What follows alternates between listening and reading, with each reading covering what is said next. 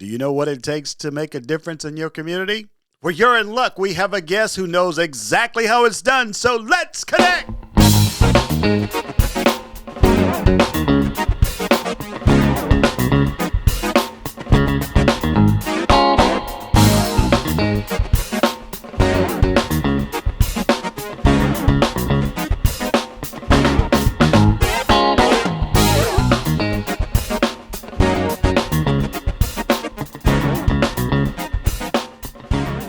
Well, hello, everybody, and thank you for taking the time to visit with me at the Connect Podcast with Mel Capers. I am your host, Mel Capers, delighted and excited to be with you. I have a guest on this episode that's going to blow your mind. She is doing great things in her community and knows how to do it and with whom to do it with. I'm so glad you joined us. Before we get going, though, let me just take a moment. I've just got to take a moment and thank my great creator for allowing me just another opportunity to do his will on this side of heaven.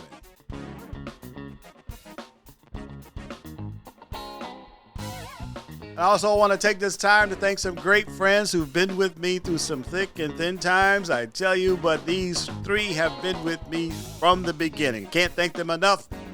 I want to first start with my good friend and mentor. She is Corliss Udwama. She is founder of Agape Love in Action, doing incredible work. And you need to check her out. You need to go to her website. Please go to her website at agapeloveinaction.com and learn more about what Corliss is doing in the community. Also want to thank my great friends Tasha and Kevin White. They are co-founders of Vanguardian Global. I'm telling you, they are doing amazing things, and especially in the Las Vegas, Nevada area. You need to check them out.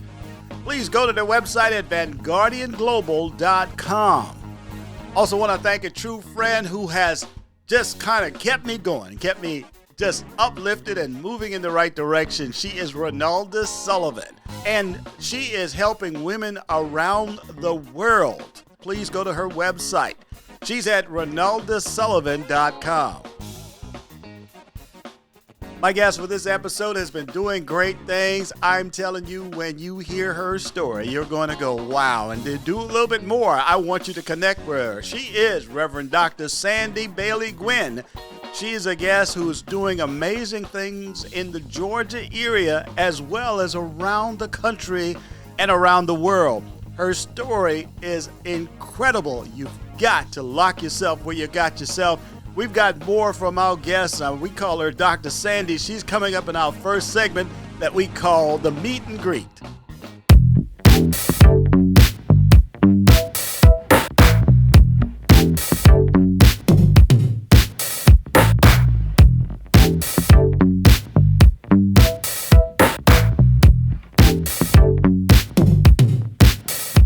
Well, here we are. I am so honored. I tell you, I've got chills just even thinking about my guest today. She is an amazing person, and you hearing me say that, but when you hear her and you hear her story, you're going to be overly amazed as well. I'm telling you, I've got Dr. Sande Bailey-Gwinn on, and she is just, oh my goodness. I can't stop talking about you, Dr. Sande. I apologize, but I can't stop talking about you. I couldn't wait to get you on. You are here. The day is now. God has blessed us for right now. Ladies and gentlemen, my guest is Dr. Sande Bailey-Gwinn. Dr. Gwinn, how are you? Melvin, thank you so much for the opportunity. I'm wonderful. I'm glad to see this new year, and I'm excited to be on your podcast, world-renowned podcast. So thank you for the invitation. Oh my goodness. Thank you so much for being here. I know you're busy, like I've spoken to many other friends who are in the ministry. I said, I know you're busy because your first name is Reverend. Uh, yeah. You got a lot going on. Yeah. Listen, I was just intrigued by your story, and I don't want to bore the listening audience. So I want to start this segment by doing our meet and greet. And if you could just tell my listening audience a little bit about Dr. Sande. Who is Dr. Sande? Dr. Sande, Reverend Dr. Sande, who's been in the ministry for over 22 years now, as a wife, a mother of three beautiful girls. I'm from a beautiful, quaint town in Georgia called Homer, Georgia, which is about 50 minutes north of Atlanta. So I'm about 20 minutes from South Carolina. I am the founder, executive director of a beautiful organization entitled Foundations for Living, where we bring transformation to marginalized communities that are impacted by mental health, substance use disorder, reentry, and HIV. And we bring transformation by education and inspiration. So my job as a faith leader is to educate other faith leaders on how to be a part of the healing process of the people who are impacted instead of the hurting process. I also travel from different cities, different states, doing what I love to do, teach people how to love through the lens of God, not ours, but what is God showing us? In a nutshell, that's what I do, Mel. How did you get the idea to start your foundation? Where did that idea come from? That's a really good question. Nobody really tells me this. At the time when I started the organization, I had gone through my first divorce. And I was having to cut out newspapers to find out what was on sale.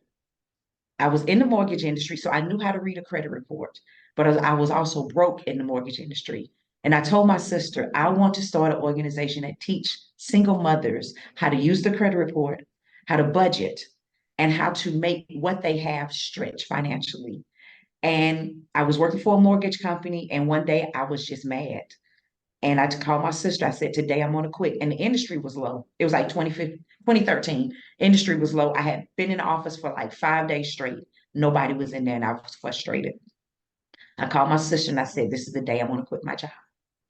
She was like, you sure? I said, I'm sure. So the idea of Foundations for Living was truly based on financial literacy for people that were marginalized, single mothers. And then from there, God began to add the component of at risk youth and single mothers. Then I said, well, you can't deal with the family without dealing with the fathers. So then I added on the male perspective, and it started coming from, well, mental health for young people, well, domestic violence for young people, and suicide. So everything started to just become like a snowball effect. God would add different things that personally touched me. No, I had not at the time wanted to kill myself, but I began to read different articles of people who were suicidal, youth that were dealing with drugs. And then God began to just connect me with community advocates and community partnerships, like the sheriff's department, like the education system. And Foundations for Living began to be a local community advocacy.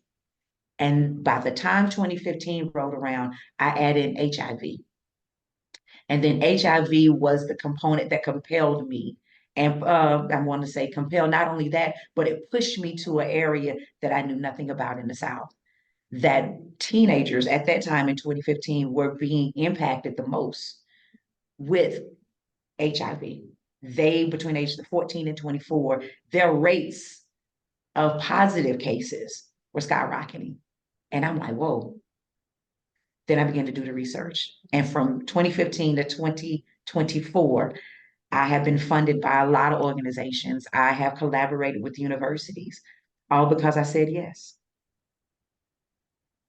We are on with the Reverend Dr. Sande Bailey-Gwinn, just an incredible human being who is just doing incredible work. You know, every time I hear your story, I have a very small word, and the word that comes to my mind every time I think about what you are doing is wow.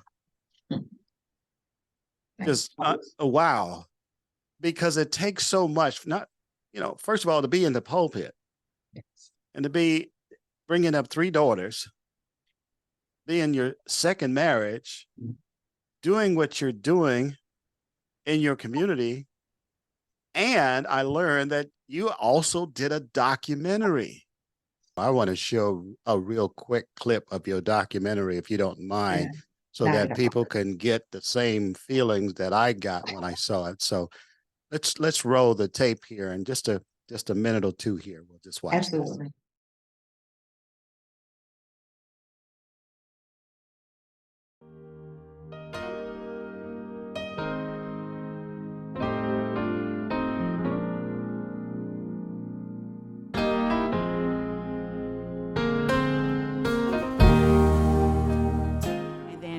lady in 2015 came to me and stated, did you not know that HIV is having a high rate of young people between the ages of 14 and 24? And I said, I did not know. And when I began to research, I realized that was true. And then I began to say, well, why are we not talking about it? I started connecting with different people. One conversation has led me from 2015 to 2023 to be a faith advocate. Into the house, there should be joy in the house. There should be deliverance in the house. There should be love in the house.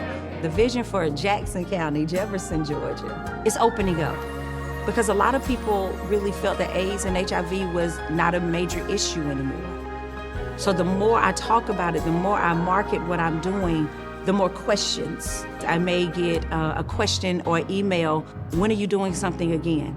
So what I'm doing in the rural community, I did not know how important it was until I started doing it. Amen. Come on and bless the Lord with me.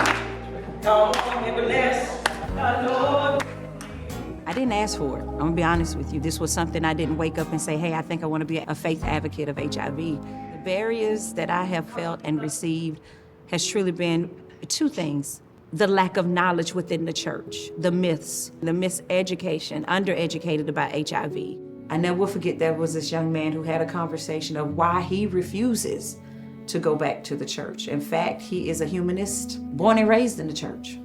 But when he told his leadership that he was HIV positive, they told him he no longer could be a minister, and he left. Well, I support the vision by being supportive of my wife. I believe in what she's doing. So financially, emotionally, and spiritually, I'm there. My role is to be sure that she has all the necessary means to fulfill the mission at hand. So we only lived off his income. There were times the lights were turned off because I couldn't pay for it. And somehow, God will make a way. Sometimes we may knock heads about the vision, the direction she's going. I hope that she feels that I play about a part in the work that she's in. This community is very sacred, it's very private. My responsibility to the HIV community is to be authentic in me. Be Sandy. And when you're Sandy, people can receive you. And now God has allowed me to tell the story of how we too can change the world. Just like I said, wow. I mean, that's just a short clip of that documentary. And I couldn't watch it twice when I first saw it because it was so touching. I was touched by it because of the people who were in it. Yeah. You did a magnificent job on that documentary. And I want everyone to be able to watch the entire documentary. In our last segment, we're going to talk about how do people connect with you, but that documentary is incredible. Mm-hmm. Two questions I want to ask before we go to our next segment, though. Absolutely. You know, as you were talking about the stigma of AIDS, what made you decide to say it's not a stigma for you, and that's where you want to focus your attention? Melvin, I've been in church all my life, and I've always grown up that certain acts was abomination to the Lord. Certain conversations, certain way you dress, you just didn't do. But God began to open up my eyes in 2015 when I began to do the research about young people and HIV and the transmission of HIV. And then he began to show me that it's not all men. In fact, he was so close, he made me teach a class of about 15 people that were impacted and thriving with HIV. They were white, Black, married, women, men, teenagers, young as 18 and old as 67. And I began to see people and not diagnosis. That's the preacher getting ready to come on in here now. Oh, come on in. I'm Rev Dr. The cross Sande. is for everybody, Melvin. The cross is for everybody. So who are we to tell God who he died for and who he didn't die for? For God so loved the world. So now we telling God that his world is selective? No, we made the mistake. And I'd be doggone if I continue to make that mistake. So that's why I do what I do, because he loved me enough to die for me. Amen. Reverend Dr. Sande Bailey-Gwinn is here, and I'm telling you, just that, wow. Wow. I'm just saying, thank God for you for this moment.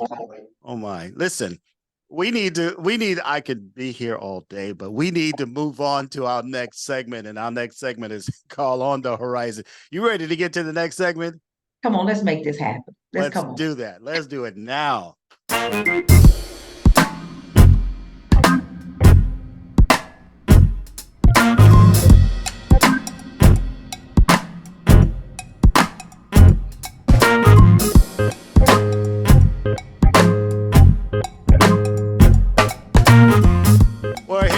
Our next segment, we call this On the Horizon. We are here with Reverend Dr. Sande Bailey-Gwinn, and I tell you what, I'm moved just being in the same room or the presence of Sande. I'm telling you, I'm just speechless because of who you are and what you represent and what you bring to the table, and that's it's so good for all of us. But let me ask you this: what is on the horizon for your foundation and for you for the next week, month, year? What's on the horizon? So right now, presently, I'm actually trying to declutter everything and get ready for my taxes. That's next week. But what is on the horizon? I received a grant, which was like the biggest grant that I have ever received. And it was from Gilead directly. It's called the PACE grant. And it focused on the increasing numbers of HIV among Black and Brown women in the South. And I applied and I received it. The amount is $300,000, $100,000 for the next 3 years. So my write-up was 3 events. The first event was to go to a HBCU, historically Black college and university, to have sexual health conversations with our sisters, with our young adults who are just loving life, living a life golden, but not wrapping it up. So we got to have conversations about that. We got to have conversations about mental health, substance use disorder, because a lot of our teenagers and young adults put pressure on themselves and they cannot critically think through pressure. So some of us they're killing themselves. They're dying by suicide. So I'm having conversations about that, and then I'm having conversations about what it's like to just calm yourself through the Spirit of God. So that's the first event that will take place, and we're going to Mississippi. So that'll be in April. Not only of that, I'm actually preparing myself to go back to Houston, Texas, and collaborate with a young man by the name of Ian Haddock, which is the Normal Anonymity, where we are going to have 2 sessions. I'm going to take my tour, which is Help Me Help You Faith Summit. I'm going to summons all the faith leaders in Houston, and I'm going to bring my book and my documentary, and we're going to have a beautiful panel discussion about how faith leaders can be a part of the healing process to remove stigma. Stigma is not a difficult conversation. It's just an education conversation. So we're going to do that. We're going to create a church service on that Sunday morning. And Melvin, the beautiful thing about this church service is all inclusive. So let me ask you this question here then. Yes. Because, there's a lot going on, and your first 90 days is going to zip by. But I got to ask you this, because I'm always thinking on the other side of things. What kind of pushback have you been getting from other churches or people in the pulpit, or have you been getting pushback? So they don't come at me. And I say that very nicely. They do not come at me publicly. If somebody is pushing back, it's in the back of my back. Hello. But not in the front of my face. Oh, go ahead and say that again, please. If I receive pushback, it's in the back of my back, but not in the front of my face. The most pushback I really received was getting into the community of the LGBTQ, because they wanted to know why. You are not HIV positive. You're heterosexual. Why are you trying to show us love or be an advocate? Because the majority of the time when you are working in this industry, Melvin, if you didn't know, is that you are normally connected somehow. Either you have a friend, you are a mother, you have a brother or an uncle, or you are actually living and thriving with HIV. That was not the case for me. I knew of good people that came to me later while I was in the industry. So that was the only pushback. And they made it known.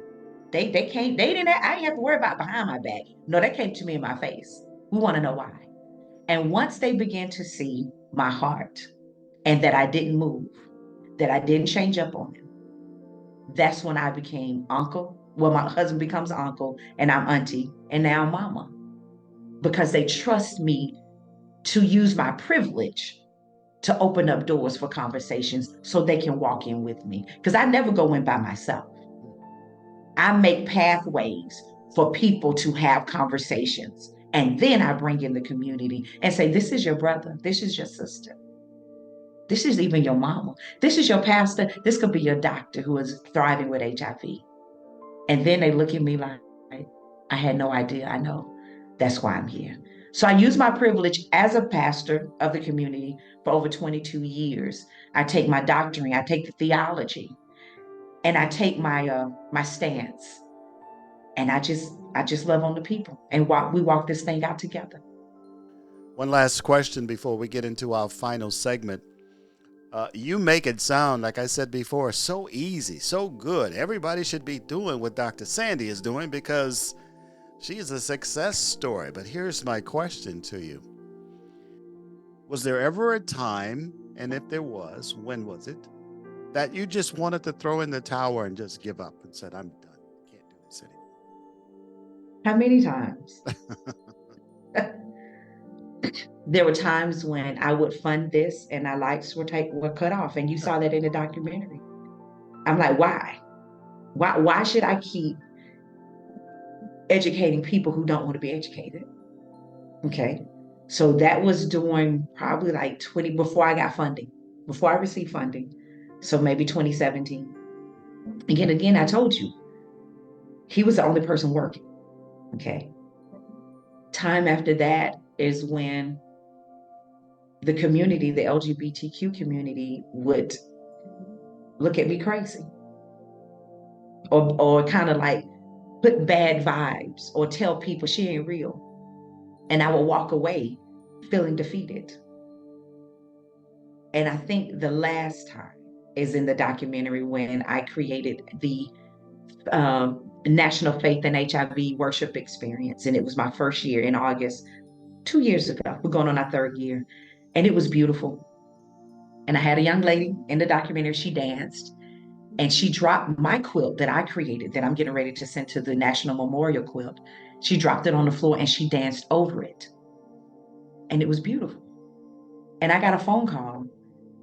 And the community was quite upset with me because they felt I was disrespecting the people who had passed away. And that was not the case for me. I was giving homage and honor. And it was at that time, it took some days because I'm like, I can leave this, go get me a job and go about my business and forget all of y'all. But in the same breath, God was like, if it's not a distraction that's coming at you, then you're not in it. What you've been called to will disrupt you. I'm going to say it this way. I know I've been called to heal families through faith. I know that. But what will attack me is my family that's trying to heal. So if you are called to being a baker, your stove gonna tear up. You ain't gonna have enough flour because that pie is supposed to heal somebody. But at home, you can't even get it right. That's when you know you've called to it. Because what you called to will test you to make sure you're gonna stay in the fight. Gonna make sure that you cry, wipe your tears, put your big drawers on, and keep it moving. That's when you know. And no, it's not easy. But what good thing is?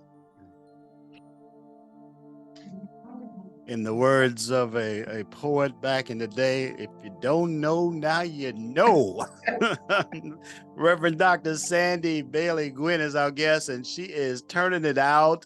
I tell you what, I can't say thank you enough. But before we even end this conversation, let's get ready to get into our final segment we call the Connect segment. You ready to get into the Connect segment? Like I said, let's keep it rolling. Let's keep it it rolling right now.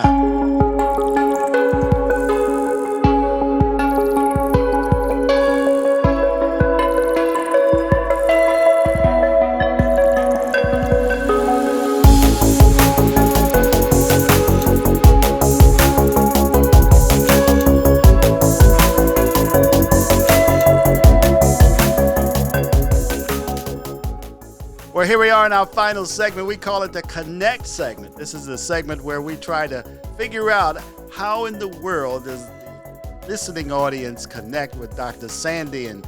And I just need everything you got. I need your social media, your website, your bank cards, your debit cards. You can leave the last two off, but how do people connect with Dr. Sande? Right now, you can go to, of course, Facebook, because I'm still old. You can go to Facebook, you can go Sande Bailey, Dr. Sande, or you can go to Foundations for Living. And I'm very active on that. I do some Instagram. And you can always email me. I'm still old. Foundationsforliving@ymail.com. And Foundations is spelled out FOR living at ymail. And my telephone number, I answer my own phone. So it's 706-424-8298. I'm pretty basic. What you see is what you're going to get. Whether I'm at the basketball game, whether I'm in Kroger's, whether I'm on a webinar with Vanderbilt University, or I'm in front of Morehouse, or I'm in front of Howard University, I'm still going to be Sande, because that's who God has equipped. I can't be no other person. Whether it's Sande, Dr. Sande, Reverend Dr. Sande, if that cannot be me, then I'm not doing the people any justice. And I'm living a lie. We need to stop. Dr. Sande, let me ask you this, because I want people to connect with you from now until the end of time. Where do you see you and your foundations for living 10 years from now? That's a beautiful question. I'm still going to be the face. But my hope, no, my drive is that Foundations for Living will be able to partner with other women to start their own nonprofit. So that's an entity. I'm working on my second documentary. So I have material and my book. So people, after I'm dead and gone, can look back and say, this is so simple. Why we haven't been doing it? Duh. So whatever literature that I can leave for the generation behind me that's going to do better than me, I want to be able to be that person. So again, help people create nonprofits, help people go to school, and create more documentaries to tell the story of truth so we can dispel the lie. Absolutely. Now, do you have a book out now? I do. It is self-published. It is called Help Me, Help You, Community Resource Book, and it parallels to the documentary. It has 4 case studies, which were attributed by people who actually have lived experience, whether it was a professor who talks about the HIV case study, the young man who talks about re-entry after incarceration, who was in jail, should have been life, served 15, came out. We have a mental health expert that talk about her case study. And then we have substance use disorder that talks about their case study. And it's 33 pages, but it gives anybody a case study, statistics, definitions, and scriptures of how you can have meaningful conversations in those particular areas. That's what it is. Help Me, Help You, Community Resource Book. Dr. Sande, I cannot thank you enough for agreeing to be here and sharing your wisdom with me and the listening audience. Thank you so much for taking the time to be here with me today. And thank you for allowing me to be here. Amen. Ladies and gentlemen, Reverend Dr. Sande Bailey-Gwinn. There she is. I can't thank you enough. I've been blessed. Thank you, Dr. Sande, for being here, for taking time to be with me today. Thank you, thank you, thank you. You're welcome. Anytime. There you have it. And I am so glad that you are here with me. And like I always say at the end, we will see you the next time. Absolutely.